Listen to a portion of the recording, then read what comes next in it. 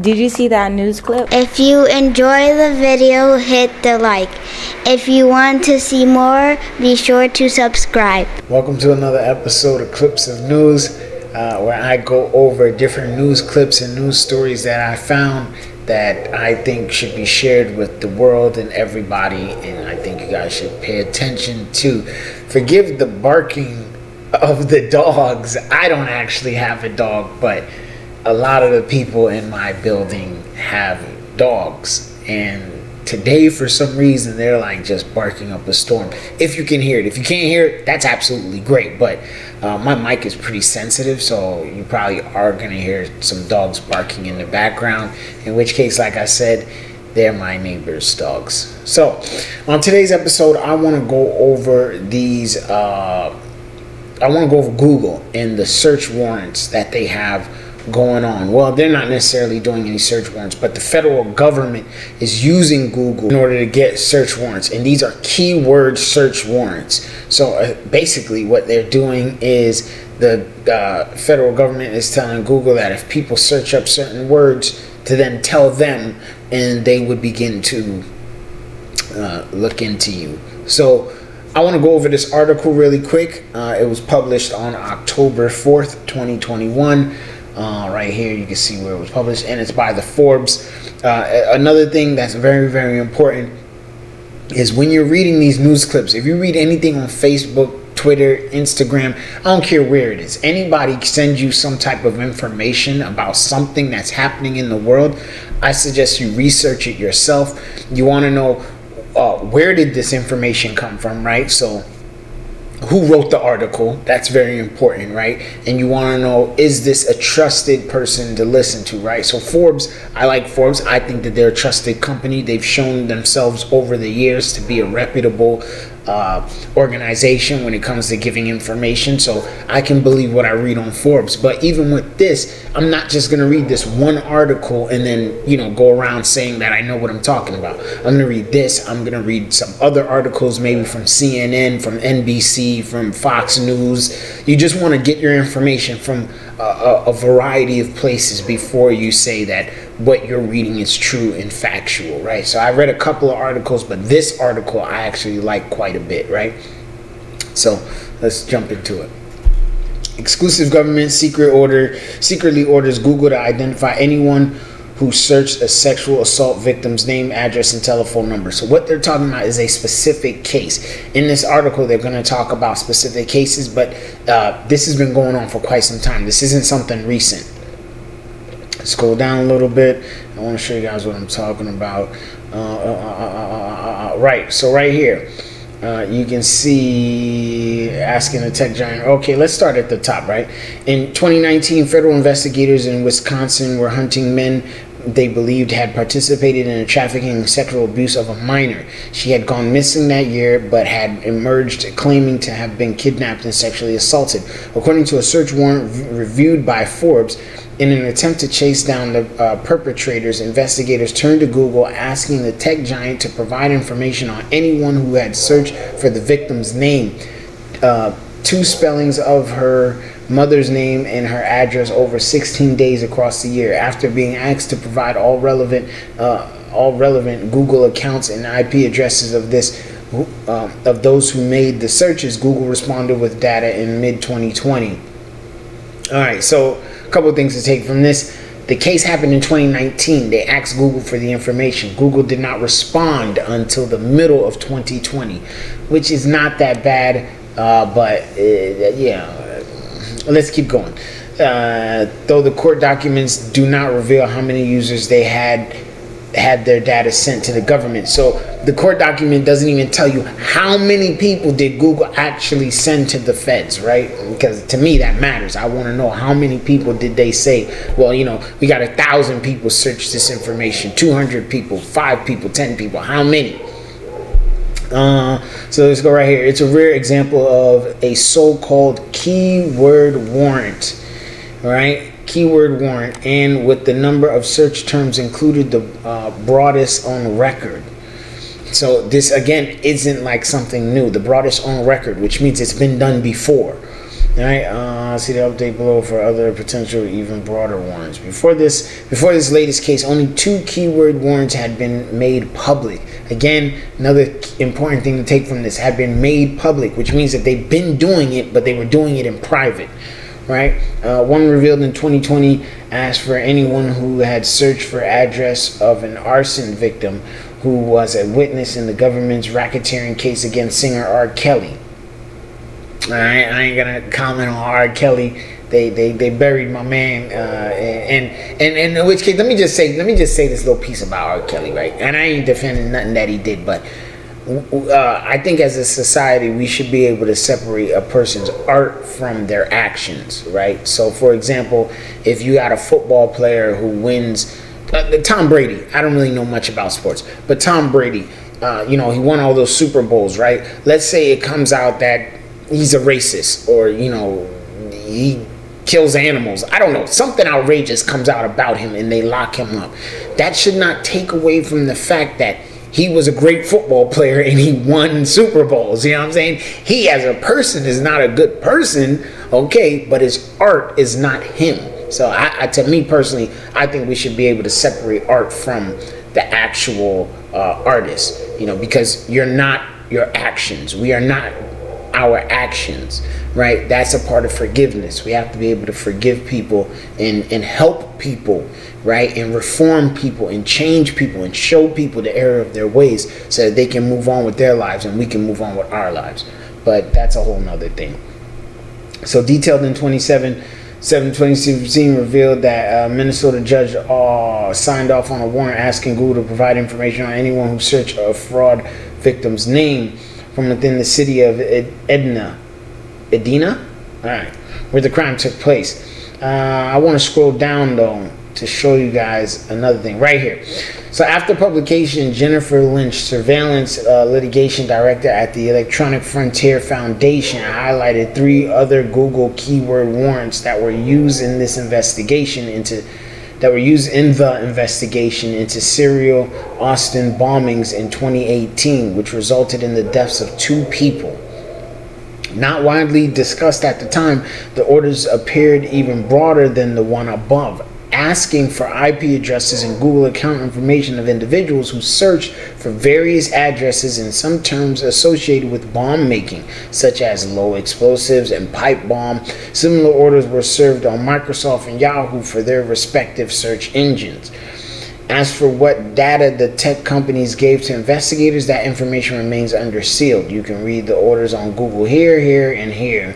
Microsoft and Yahoo orders can be found here and here. So I will link this article inside the descriptions of this video, but really the main thing that takes from this is that these tech companies are giving away our search results. Now, I'm not defending anybody who wants to commit crimes, and is it dumb to Google how to make a bomb? Be honest with you, not really. Because let's say you're writing a book and you want to make your book as detailed as possible, so you Google how to make a bomb. That way you can write it in your book. Let's say you have a class assignment where you have to talk about some type of chemicals or I don't know, something, but you have some type of assignment where you have to Google how to make a bomb.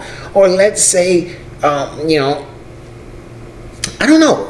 It doesn't really matter why somebody's searching up the things that they're searching. People are allowed to ask questions. People are allowed to want to know information. I don't think wanting information in and of itself is a bad thing. But if you are looking for information, and the feds decide that they want to execute one of these keyword warrants, then you might get pulled into something that you otherwise have nothing to do with. You just happen to be looking up some type of information, and all of a sudden now you're wrapped up in this whole debacle of criminals and sex offenders and rings and racketeering and all kinds of stuff. Now you're just pulled into something that you otherwise have nothing to do with. So to me, this is a dangerous thing. This right here falls into line with Apple trying to search through people's pictures to find sex offenders. Like these are dangerous things that we're doing here, right? Dangerous things that we're allowing to happen here, right? So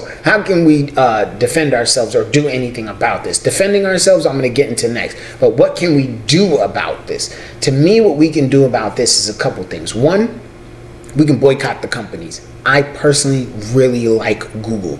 I don't own any of their stock, but I really like Google. I got a Google Pixel 5. I got Google home devices.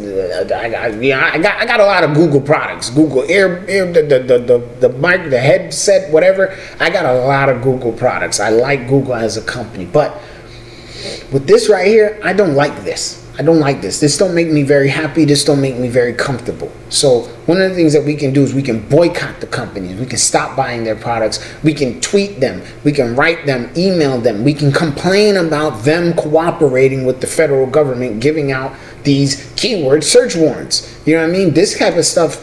Nah, man, I'm not cool with that. Let the feds go and do their job another way. Go out and knock on doors and I don't know, investigate another way. But to ask tech companies to send them, a broad list of people who searched up certain words, nah, man, I'm not with that. I don't like that at all. That don't make me comfortable. So we can complain to the companies, boycott the companies, not give the companies any of our business, any of our attention. Another thing that we can do is we can write to our politicians. This is our biggest move right here. If we write to the politicians and tell the politicians, hey, we don't like what these companies are doing. As a matter of fact, not really the companies. We don't like that the feds are going to ask the companies for this information, and we think the feds should not be doing this. Then our politicians will have to either go and talk to the feds and tell them, hey, listen, you guys can't do that. Go figure out another way. Or our politicians are going to write up laws to regulate what information the feds can get, or what information the companies can give to the feds, right? But we should complain to our politicians. Now, another solution to this is to not use their products. So instead of using Yahoo search and Google search, we can use search engines that don't store our search information. They don't store our information. So what are some of those search engines? I have here an article. Again, I'll leave it in the link. All right, private search engines. Now, these search engines, and this is from August 31st, 2021. Right now, these search engines will not store your information. Most of them won't store your information, right? So you have Swiss Cows, Metagear. I like DuckDuckGo. That's another one. SearX or SearX, Quant. I think I pronounced that right. DuckDuckGo. I like DuckDuckGo. They don't save your information. They don't store your information. So these are a couple of them. Mojik. There are actually search engines that you can pay for. You actually pay for the search engine.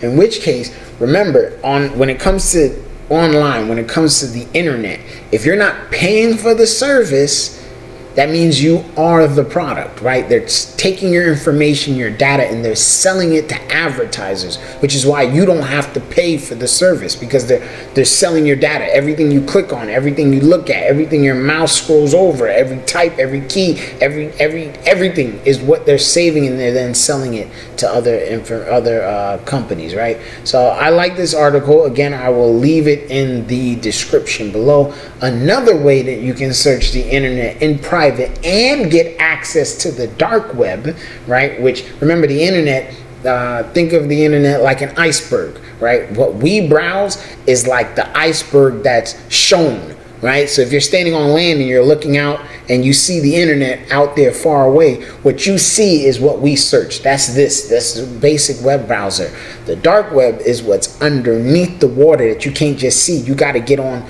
gear in order to get into the water, to get into the internet and see the deeper parts of that. So Tor, this is the website. Again, I'll leave this in the description below.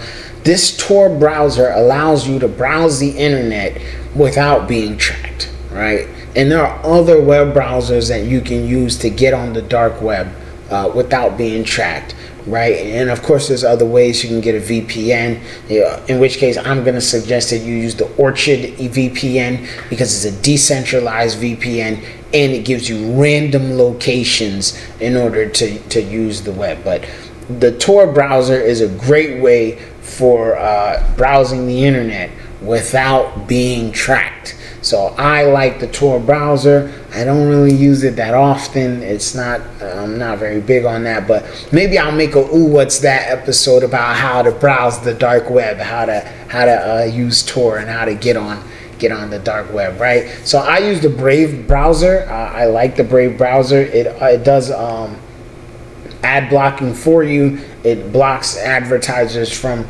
looking at your information, but it also pays you for the ads that you do watch, and it pays you in Brave tokens. So I think that that's pretty cool. I like that, in which case I would suggest that everybody use the Brave browser. I think it's pretty dope, right? So with that being said, I'm gonna go ahead and that's me opening up the Tor just to show you guys how it works. So on the Brave browser, like I said, you could click it and it'll automatically open it up for you. And how you can see, I'm about to search the web, private with Tor, right? So I'm about to get on the web and search it privately. Now, yes, Chrome and Mozilla Fox, and I think Internet Explorer offer an incognito mode, but to me, that's still kind of not as incognito as they say it is, right? So nonetheless, I think that we should really be very cautious of what these companies are doing with our information. So be careful when you're searching the web, because like you just saw in the article, Google is in fact taking our search information, and if the feds ask for it, they're giving it to it. That's kind of one of the reasons why I had like Apple, because Apple don't give out your information like that. Remember when I forgot what happened, but I think it was like the bomber or a killer, something like that, and his phone was locked, and the feds asked Apple to unlock the phone, and Apple was like, no, we can't do that. We don't do back doors. We don't have back doors into our operating system. We don't do any of that type of stuff. You got to hack into it yourself.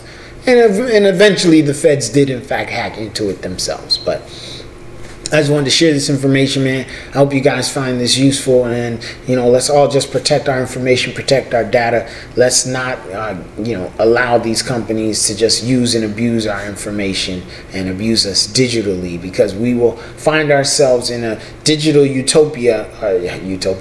digital dystopia where robots are monitoring every little thing. Corporations have all our information. They're abusing it. They're selling it. They're just, at any given moment, the feds kick in your door and they got you. In which case, make sure you guys got cameras all over your house and you got guns. So if you see somebody at your door that don't belong at your door, you shooting through the door. You know what I mean?